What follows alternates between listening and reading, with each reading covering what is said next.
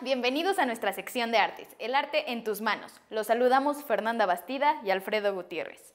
Por lo general, en estos programas que dedicamos a explorar nuestro patrimonio, empezamos por el ejemplo más antiguo y seguimos con el más reciente, pero hoy yo les propongo que lo hagamos al revés, y ya verán por qué. Eso quiere decir, Fer, que en De los Tesoros a la Memoria visitaremos el emblema de nuestra capital. ¿Sabes a qué me refiero? Por supuesto que sí, Alfredo. Nuestro emblema no puede ser otro que el Ángel de la Independencia. Este monumento se ha convertido en el referente nacional e internacional para representar a la Ciudad de México. Y por supuesto es donde muchas veces los mexicanos nos damos cita para eventos importantes y a donde acudimos a celebrar cualquier triunfo de México.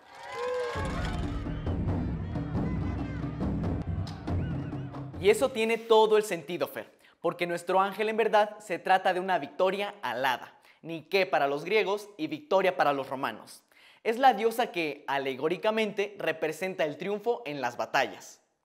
Ya que mencionas el carácter alegórico de este monumento, Alfredo, creo que es tiempo de que veamos de manera general qué es lo que está representado en este emblema nacional. Acompáñenos a ver una breve cápsula que preparamos para aprender a leer todos los símbolos y signos representados en nuestro famoso Ángel de la Independencia.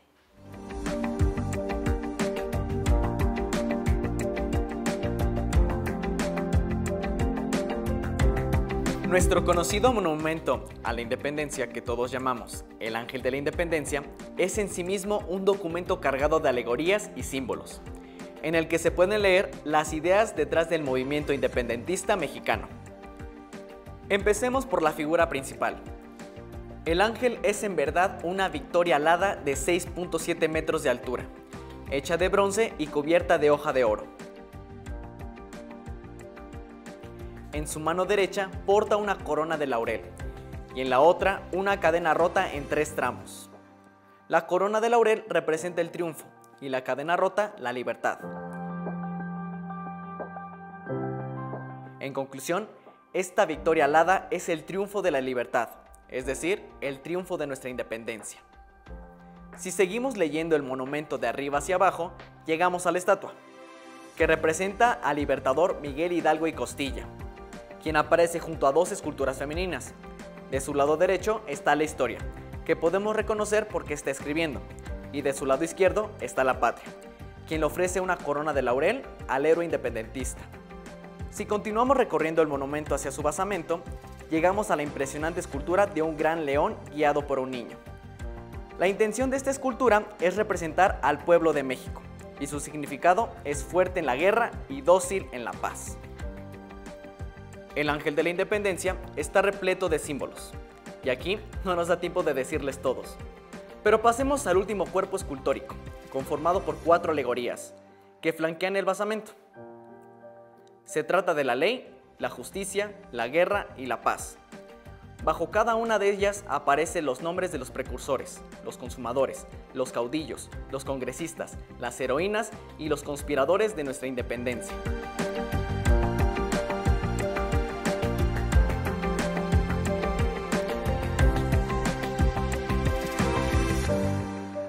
No cabe duda que a través de los monumentos podemos conocer mucho de nuestra historia y sobre todo de la simbología y alegorías de ideas universales.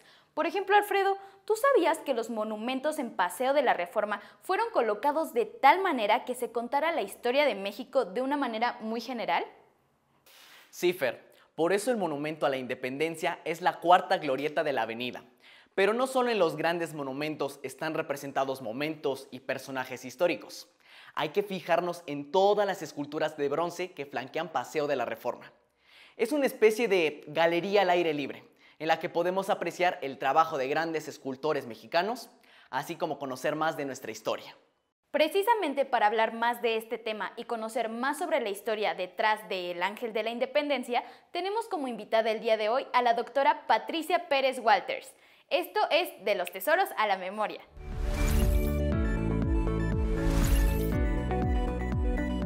¿Qué relación tienen los orígenes del Monumento a la Independencia, que es el primer proyecto, con el Zócalo capitalino? Mira, gracias al arte podemos conocer mucho mejor nuestra historia.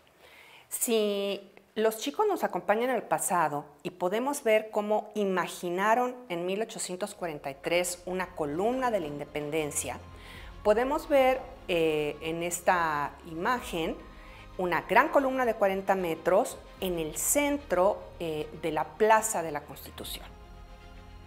¿Y esto cómo se relaciona con que le digamos Zócalo a nuestra plaza principal? Fíjate que eso es muy divertido. Si vemos las siguientes imágenes, vamos a ver en esta columna, para empezar, se representaba tanto la entrada de Iturbide, el grito de Dolores, y en la siguiente, la batalla de Tampico, con la cual Santana había repelido el último intento de reconquista de España. Pero en esta época del 43, que se funda la Academia de Artes, de Geografía, y el país quiere promover su identidad, deciden que lo mejor es hacer una columna a la independencia. Entonces, el proyecto que vimos se empieza a construir, pero hay problemas políticos y económicos en el país. Entonces, en nuestra siguiente imagen, gracias al arte podemos pasar por la historia de México. ¿Qué pasó con el monumento? Nunca se acabó, solo se puso la base, el zócalo de la columna de 40 metros, que es lo que estamos viendo precisamente ahorita en pantalla. Ahora es muy dramático porque lo que estamos viendo, si se fijan nuestros amigos, sobre Palacio Nacional no es la bandera mexicana, es la bandera americana. Esta es una escena de la invasión del 47. Entonces, se manda a hacer el monumento, no se acaba, se queda nada más el zócalo o base. Este sigue, si podemos ver cuántos años, bueno, se queda ahí. Como podemos ver, esta es una imagen de la entrada de Maximiliano en 1861. Entonces, si tú tienes muchos años de vivir en la ciudad y dices, oye, nos vemos a platicar en la plaza, nos vemos a platicar en el zócalo, o sea, en la base de la estatua. Y este zócalo se queda, inclusive, vemos en la siguiente, después del triunfo de la República con Juárez, y el monumento ya no se va a hacer ahí, pero permanece en la vida cotidiana llamarle el zócalo, no solo la base del monumento, sino a la plaza.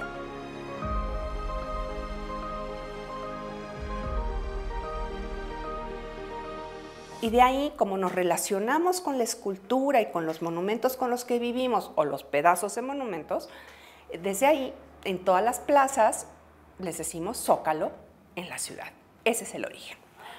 Ahora, ¿cómo se relaciona con el proyecto de 1910?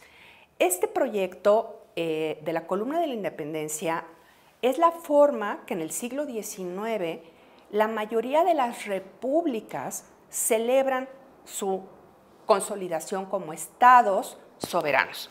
Entonces, así como se mandan a hacer en París, se mandan a hacer en Lisboa, en Chicago, en Nueva York, en México falta este monumento que le indique a todos los ciudadanos con algo monumental que tenemos una historia y que nos volvimos una nación soberana en determinado momento. ¿Podríamos decir que el Monumento a la Independencia pertenece a un programa escultórico dentro del Paseo de la Reforma? ¿Cuál era el objetivo de dicho programa? Esto es importantísimo.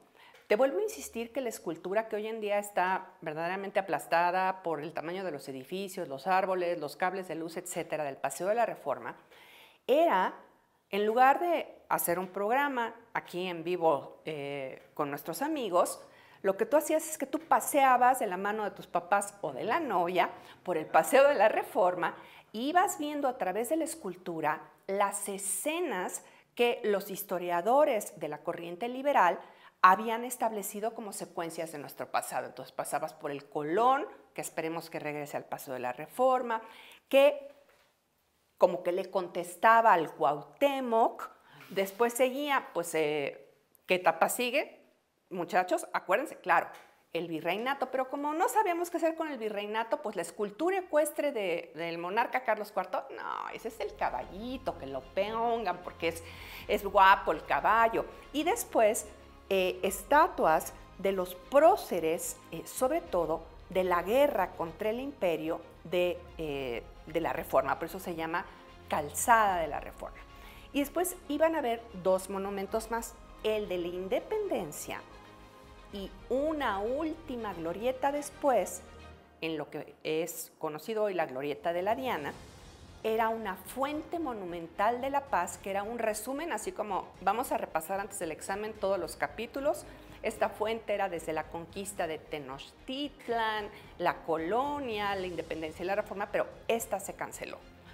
Entonces, el monumento es una forma de enseñarle al mundo, en ocasión del centenario, que México, bajo el gobierno de Díaz, se ha convertido en una nación civilizada que puede presumir de su historia y competir al desarrollo de la humanidad igual que cualquier otro país europeo o americano.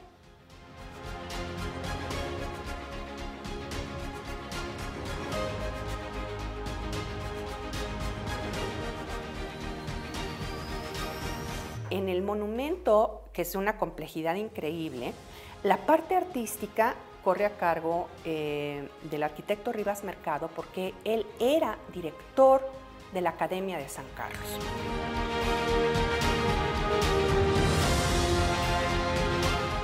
Una vez que se inauguró en 1910, ¿qué tantas modificaciones ha sufrido el Ángel de la Independencia?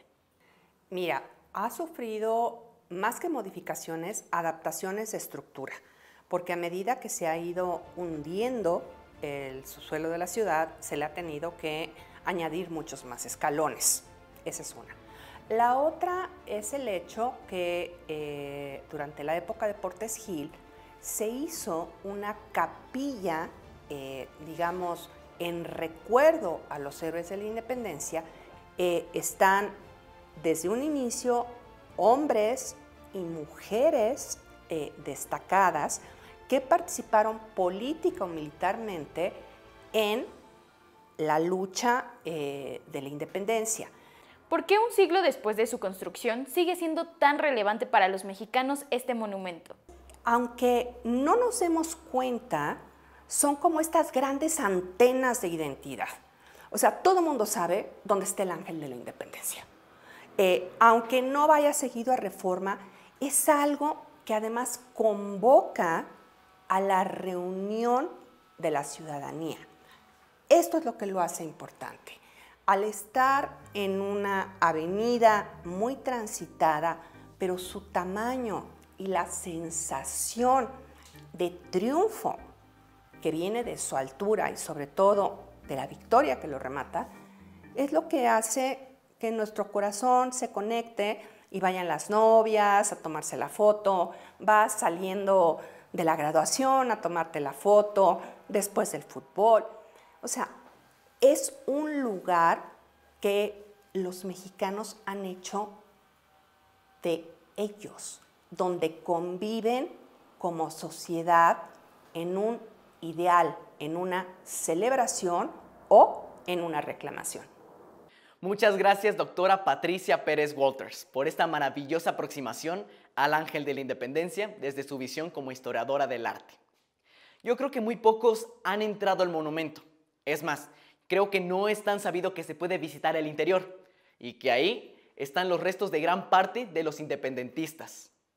Sí, Alfredo, fíjate que algo que llamó mucho mi atención fue la llama votiva del monumento, ya que se trata de una pieza inspirada en los braseros que han encontrado en los entierros teotihuacanos de diversos periodos. Y esto es algo que vamos a conocer más a fondo en la segunda parte de nuestro programa.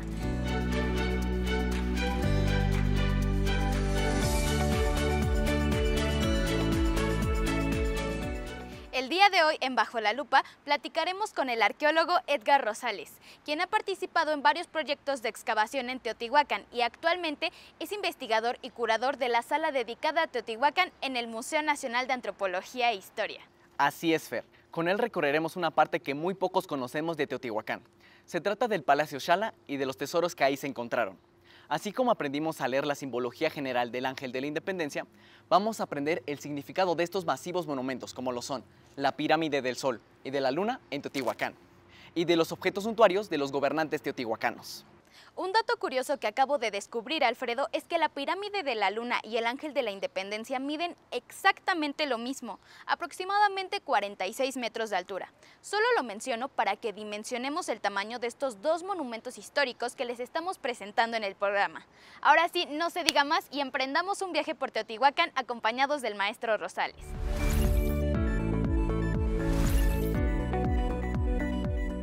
Maestro Rosales, ¿nos puede compartir un poco del trabajo de un arqueólogo de campo cuando está participando en excavaciones? Claro que sí. Por lo general las personas imaginan a un individuo que anda con pico y pala por doquier haciendo hoyos, como si fuera un minero buscando tesoros. Pero una excavación realmente arqueológica se parece más a una cirugía sobre la tierra. Es muy importante pensar cuáles son nuestros objetivos de investigación. Y al igual que un médico que antes de operar manda a hacer algunos estudios, pues nosotros también hacemos una especie de radiografía de la tierra para determinar dónde es el mejor lugar para iniciar una buena investigación.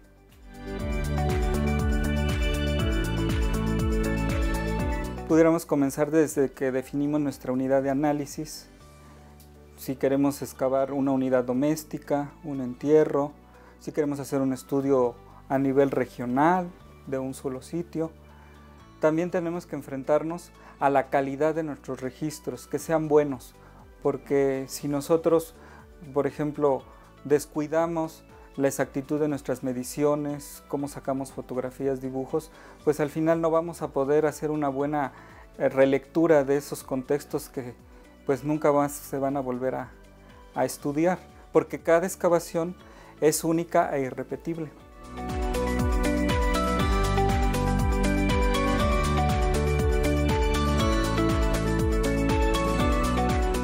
¿Puede describir a grandes rasgos la cultura teotihuacana, su asentamiento, su distribución social? ¿Qué la caracteriza? Teotihuacán es el asentamiento humano que corresponde al clásico en el altiplano central de México. Pero debemos pensar en ella como una cultura de grandes dimensiones en muchos sentidos. Primeramente pensemos en un lugar que fue ocupado por muchísima gente, 22 kilómetros cuadrados, donde hubieron por lo menos en su mejor momento 130,000 personas.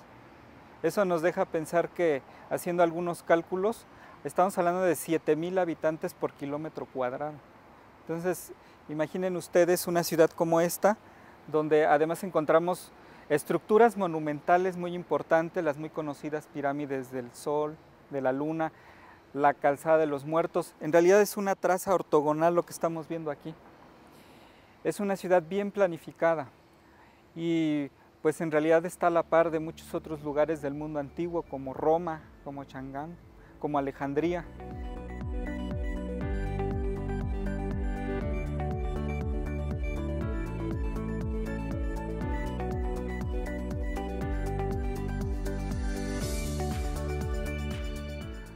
Bueno, podemos decir entonces que Teotihuacán es una ciudad excepcional también en muchos sentidos, porque al encontrarse tantas personas conviviendo, pensemos en las diferentes actividades a las que se dedicaban, desde la obtención de sus alimentos, desde la construcción, desde lo que es también realizar rituales colectivos, el poder también llevar a cabo muchísimas otras procesiones en lo que vienen siendo las calzadas principales.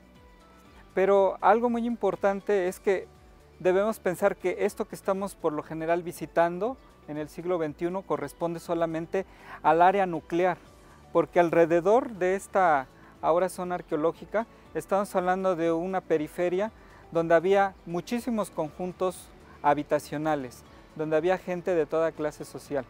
Y estamos hablando de un entramado tan complejo que actualmente tenemos bien ubicadas a las personas que llegaban desde los confines de Mesoamérica. Podemos pensar en estos barrios donde había una gran diversidad de costumbres. La gente podía todavía celebrar sus propios rituales para enterrar a sus muertos, sus mismas costumbres culinarias. Y luego entonces vemos que había mucha tolerancia hacia lo que es la diversidad. Por eso consideramos ahora que Teotihuacán es una ciudad pluriétnica, un barrio de oaxaqueños, un barrio donde había gente que venía de la costa del Golfo y de área maya, hasta un enclave michoacano, en fin, tenemos gente que en realidad tuvo que aprender a convivir, aunque cuando estamos pensando, por ejemplo, en lo que es la pintura mural, pues estamos viendo que hay tanta repetición de escenas que no podemos pensar en personajes como en el área maya, donde había reyes, dinastas, con sus hazañas muy bien relatadas. Aquí en Teotihuacán no tenemos eso. Nos deja pensar entonces que se está representando principalmente lo que es la colectividad, es decir, un gobierno corporativo, donde muchos grupos se tienen que poner de acuerdo para poder organizar a toda esta cantidad de personas que vivió y que además tuvo una gran influencia hacia todos los rincones de Mesoamérica. Usted participó en la excavación del Xala. ¿Nos puede contar sobre este proyecto? Xala es un conjunto que originalmente fue seleccionado por la doctora Linda Manzanilla, investigadora del Instituto de Investigaciones Antropológicas de la UNAM y miembro del Colegio Nacional. Desde 1997 ella había empezado a armar un proyecto denominado Teotihuacán, Elite y Gobierno, con el objetivo de conocer cuáles eran las características de diferentes segmentos de la población, cuál era su dieta, cómo convivían, cómo estaban organizados. Y comenzó con un conjunto de barrio localizado al sur de la ciudadela denominado Teopancasco, pero faltaba un lugar en donde pudiéramos quizás detectar dónde se encontraba lo que ahora llamamos palacios, pero como un complejo donde se llevaran a cabo funciones administrativas y gubernamentales. Y precisamente Xala, entre las pirámides de la Luna y el Sol, fue el mejor candidato que seleccionó.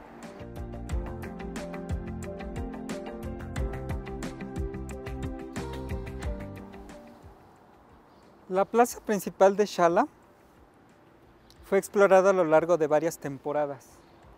Y como se puede apreciar en varios mapas desde los años 60, estaba compuesta por 4 montículos principales y un altar central. En cada uno de ellos se localizaron elementos iconográficos que nos remiten a una deidad diferente.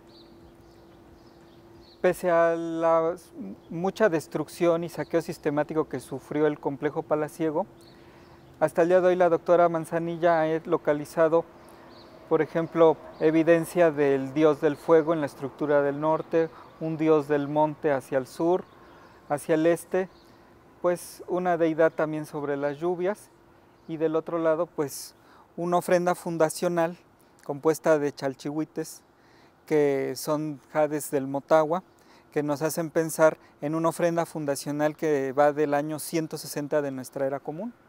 Por tanto, podemos decir que este complejo es una emulación de lo que es la flor de 4 pétalos, que hasta el día de hoy muchos investigadores concuerdan en que puede ser la representación de la ciudad de Teotihuacán.